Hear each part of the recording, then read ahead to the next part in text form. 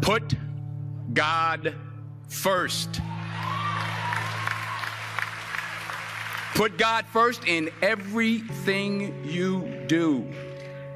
Everything that you think you see in me, everything that I've accomplished, everything that you think I have, and I have a few things, everything that I have is by the grace of God. Understand that. It's a gift.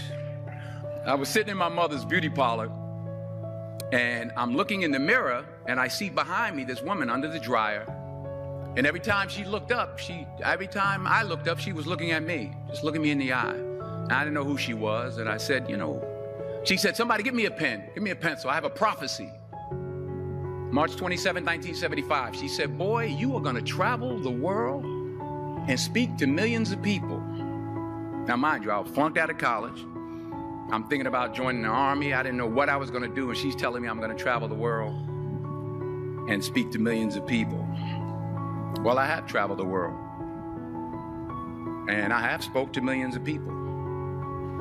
But that's not the most important thing, the success that I had. The most important thing is that what she taught me and what she told me that day has stayed with me since. I've been protected, I've been directed, I've been corrected. I've kept God in my life, and it's kept me humble. I didn't always stick with him, but he always stuck with me. So stick with him in everything you do. If you think you want to do what you think I've done, then do what I've done and stick with God. Number 2, fail big. That's right. Fail big. Today's the beginning of the rest of your life, and it can be very frightening. It's a new world out there. It's a mean world out there, and you only live once. So do what you feel passionate about. Take chances. But don't be afraid to go outside the box. Don't be afraid to think outside the box. Don't be afraid to fail big, to dream big.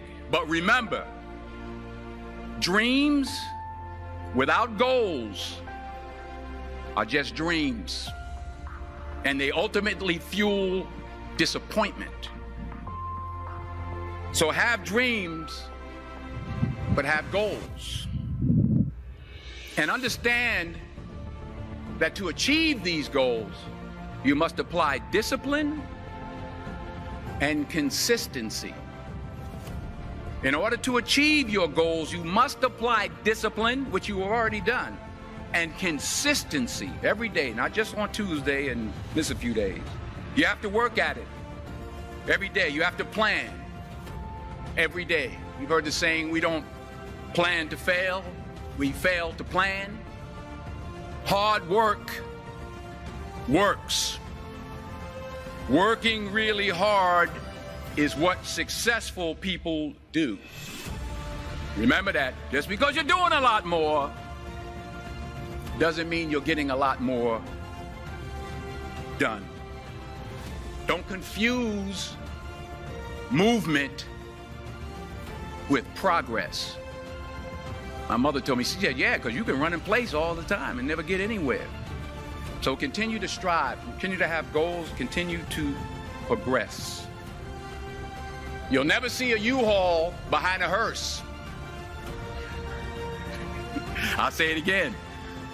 You'll never see a U-Haul behind a hearse. I don't care how much money you make, you can't take it with you.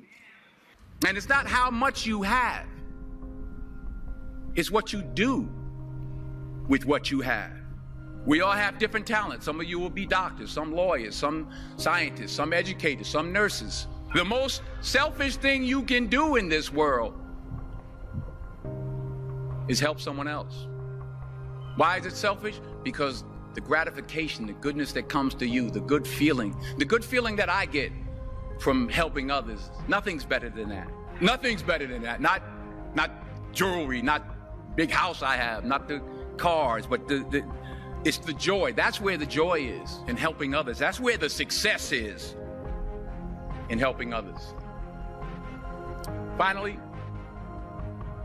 I pray that you put your slippers way under the bed tonight, so that when you wake up in the morning, you have to get on your knees to reach them. And while you're down there, say thank you for grace. Thank you for mercy. Thank you for understanding. Thank you for wisdom. Thank you for parents. Thank you for love. Thank you for kindness. Thank you for humility. Thank you for peace. Thank you for prosperity. Say thank you in advance for what's already yours. That's how I live my life. That's why I am, one of the reasons why I am today. Say thank you in advance for what is already yours. True desire in the heart for anything good is God's proof to you, sent beforehand to indicate that it's yours already. I'll say it again.